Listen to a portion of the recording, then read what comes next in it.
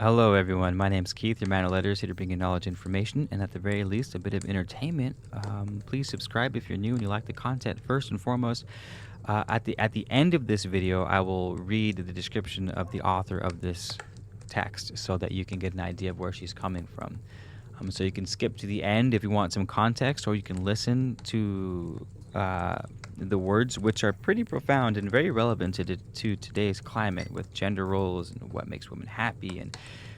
And she talks about women being free to do whatever they want and to work in the man's workforce, so to speak, and not so many words.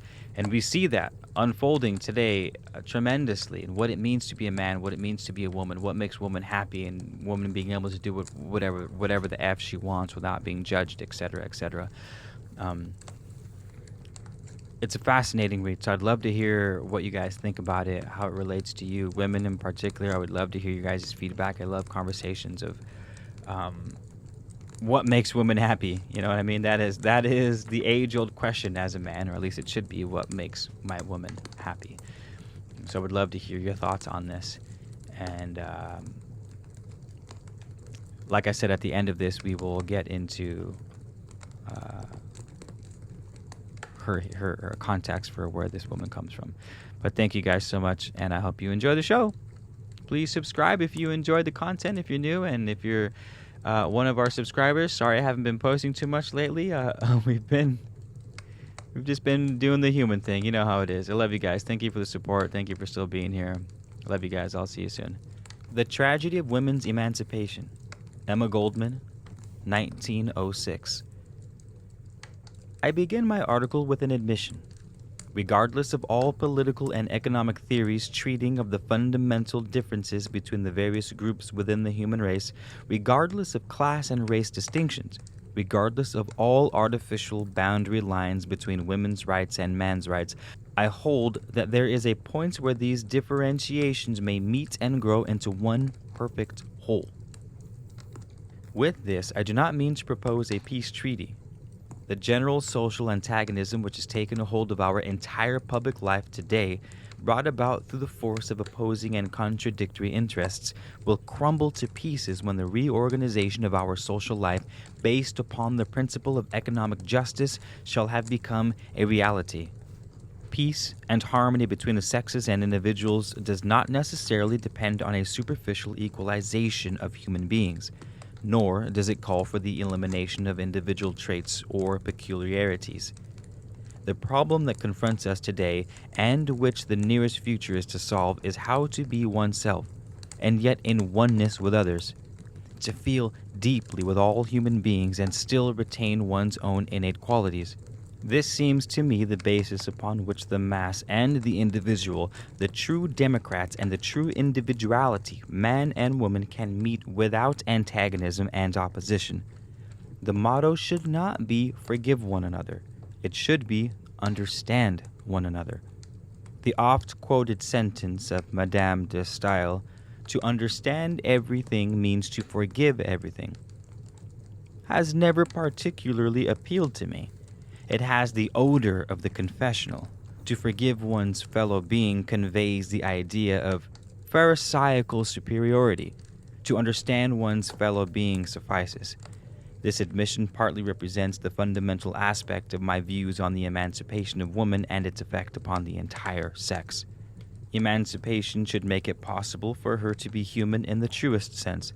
Everything within her that craves assertion and activity should reach its fullest expression, and all artificial barriers should be broken and the road towards greater freedom cleared of every trace of centuries of submission and slavery. This was the original aim of the movement for women's emancipation. But the results so far achieved have isolated woman and have robbed her of the fountain springs of that happiness which is so essential to her. Merely external emancipation has made of the modern woman an artificial being who reminds one of the products of French arboriculture, with its arabesque trees and shrubs, pyramids, wheels, and wreaths, anything except the forms which would be reached by the expression of their own inner qualities. Such artificial grown plants of the female sex are to be found in large numbers, especially in the so-called intellectual sphere of our lives. Liberty and equality for women. What hopes and aspirations these words awaken when they first uttered by some of the noblest and bravest souls of those days. The sun in all its light and glory was to rise upon a new world. In this world, woman was to be free to direct her own destiny, an aim certainly worthy of great enthusiasm, courage, perseverance, and ceaseless effort of the tremendous host of pioneer men and women who staked everything against a world of prejudice and ignorance. My hopes also move towards that goal, but I insist that the emancipation of woman as interpreted and practically applied today has failed to reach that great end. Now, woman is confronted with the necessity of emancipating herself from emancipation, if she really desires to be free. This may sound paradoxical, but is nevertheless only too true. What has she achieved through her emancipation? Equal suffrage in a few states. Has that purified our political life, as many well-meaning advocates have predicted? Certainly not. Incidentally, it is really time that persons with plain, sound judgment should cease to talk about corruption in politics in a boarding school tone. Corruption of politics has nothing to do with the morals or the laxity of morals of various political personalities. Its cause is altogether a material one. Politics is the reflex of the business and industrial world, the mottos of which are, "To take is more blessed than to give. Buy cheap and sell dear. One soiled hand washes the other." There is no hope that even woman, with her right to vote, will ever purify politics.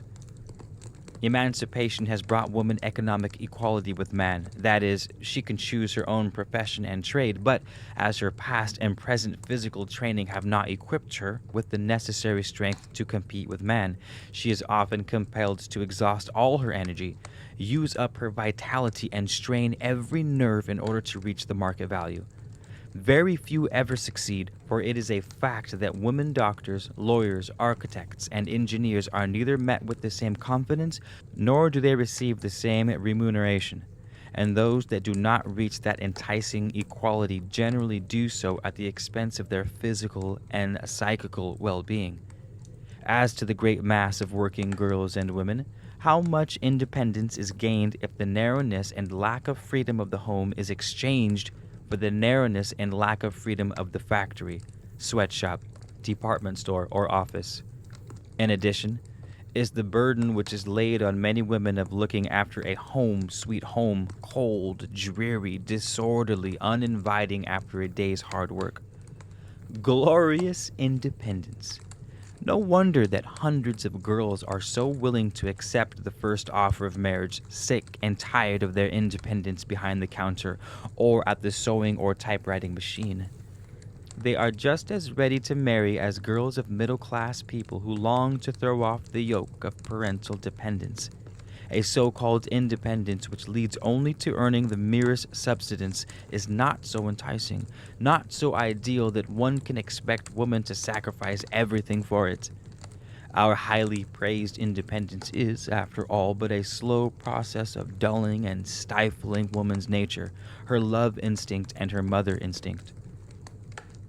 Nevertheless, the position of the working girl is far more natural and human than that of her seemingly more fortunate sister in the more cultured professional walk of life.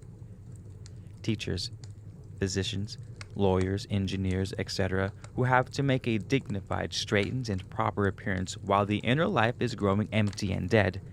The narrowness of the existing conception of woman's independence and emancipation, the dread of love for a man who is not her social equal, the fear that love will rob her of her freedom and independence, the horror that love or the joy of motherhood will only hinder her in the full exercise of her profession. All these together make of the emancipated modern woman a compulsory vestal, before whom life, with its great clarifying sorrows and its deep entrancing joys rolls on without touching or gripping her soul. Emancipation, as understood by the majority of its adherents and exponents, is of too narrow a scope to permit the boundless joy and ecstasy contained in the deep emotion of the true woman, sweetheart, mother, and freedom.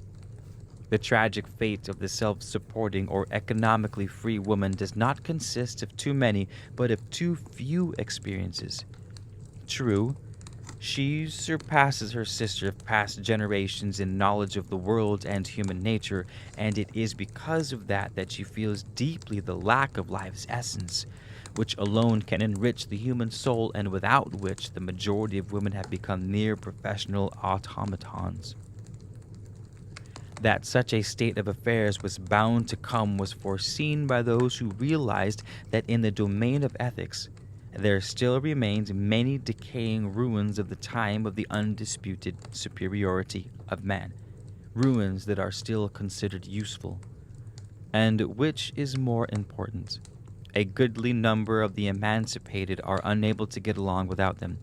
Every moment that aims at the destruction of existing institutions and the replacement thereof with such as are more advanced, more perfect, has followers who in theory stand for the most extreme radical ideas and who nevertheless in their everyday practice are like the next best Philistine, feigning the respectability and clamoring for the good opinion of their opponents.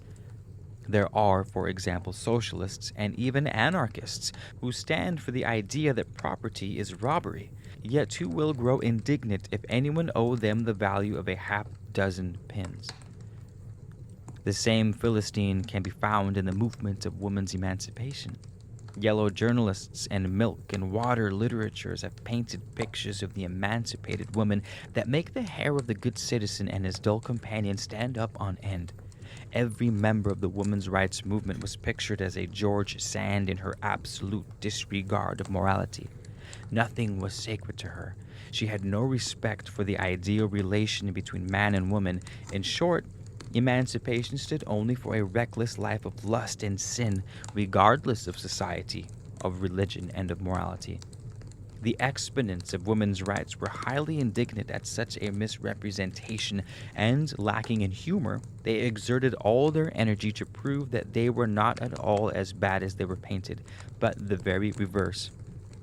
Of course, as long as woman was the slave of man, she could not be good and pure. But now that she was free and independent, she would prove how good she could be and how her influence would have a purifying effect on all institutions in society.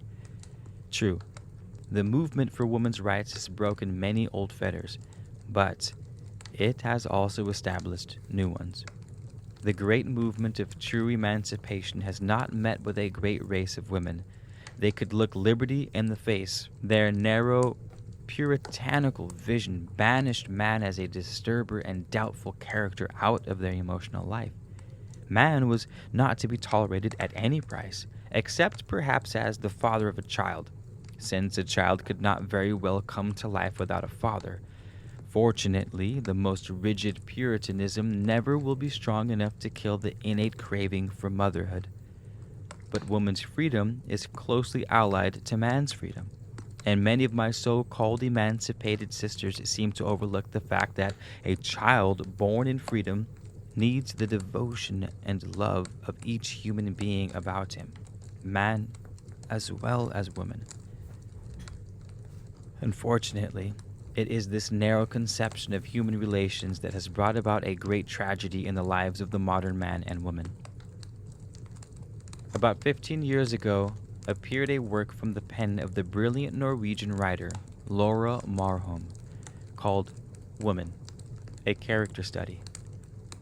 She was one of the first to call attention to the emptiness and narrowness of the existing conception of women's emancipation and its tragic effect upon the inner life of woman. In her work, she speaks of the fate of several gifted women of international fame. The genius Eleanor Duse, the great mathematician and writer Sanja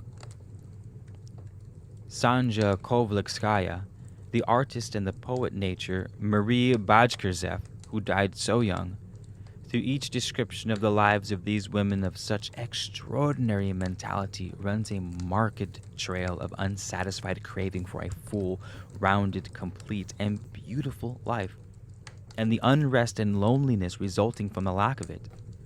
Through these masterly psychological sketches, one cannot help but see that the higher the mental development of woman, the less possible it is for her to meet a congenial mate, who will see in her not only sex, but also the human being, the friend, comrade, and strong individuality, who cannot and ought not to lose a single trait of her character.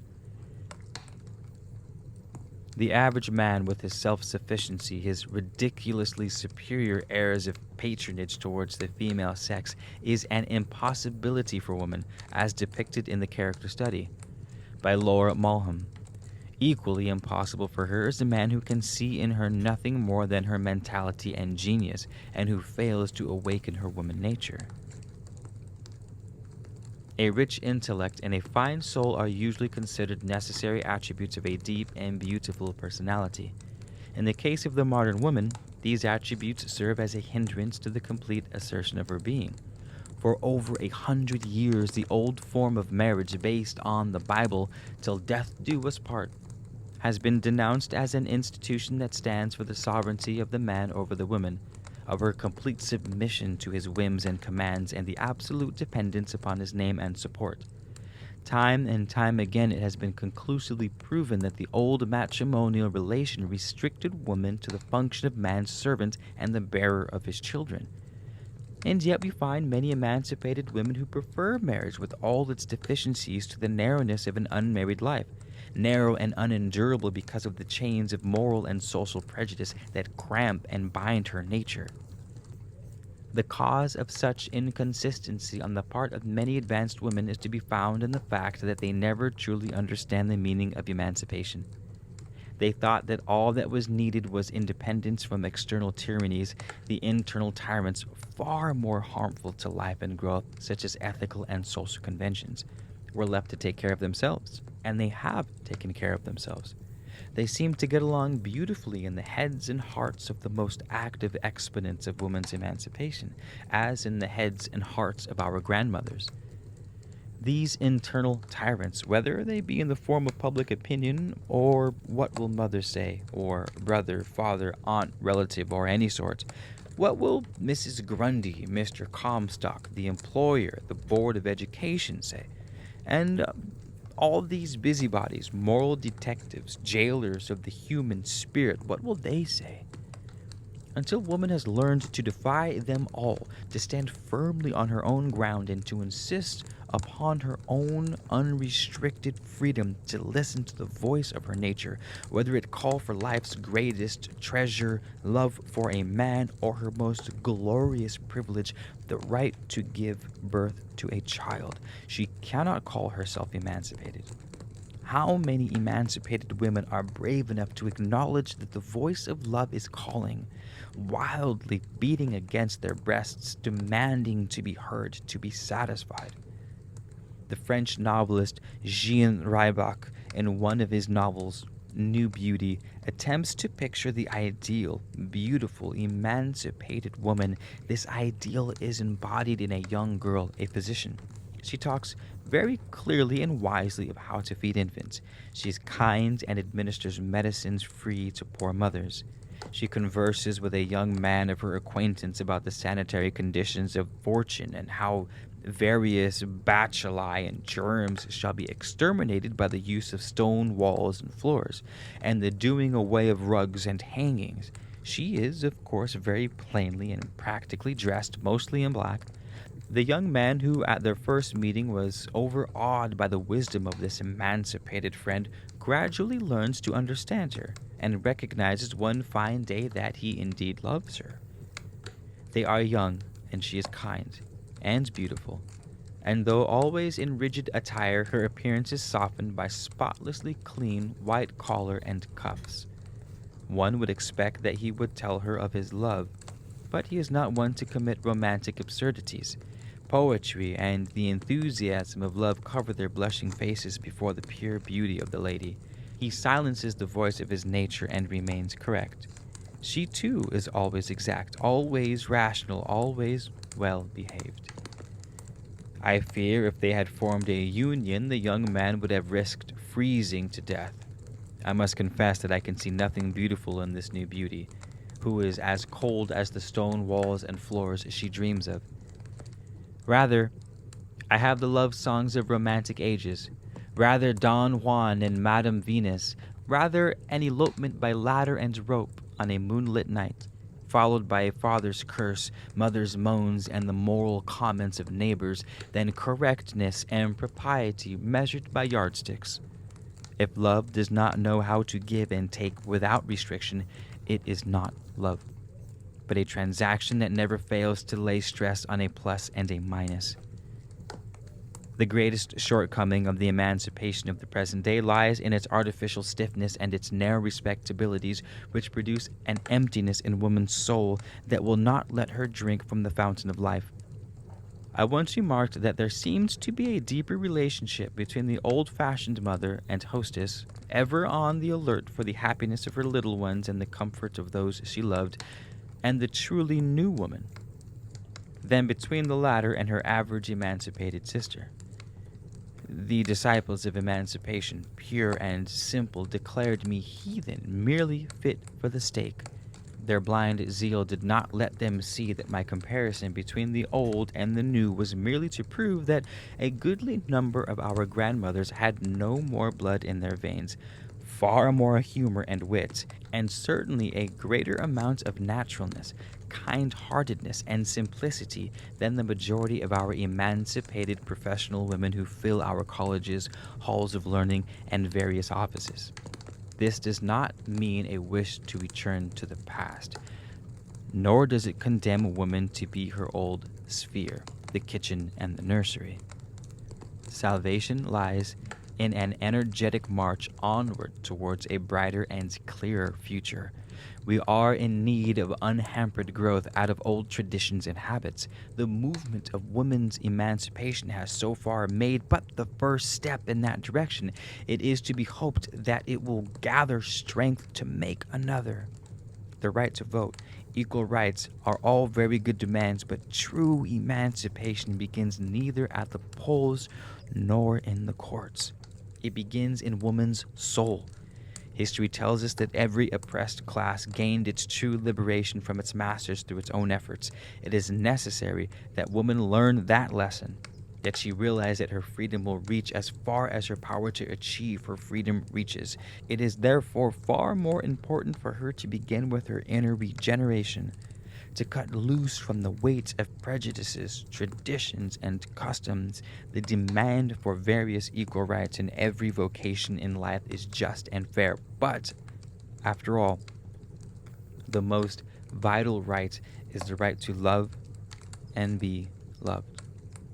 Indeed, if the partial emancipation is to become a complete and true emancipation of woman, it will have to do away with the ridiculous notion that to be loved, to be sweetheart and mother, is synonymous with being slave or subordinate.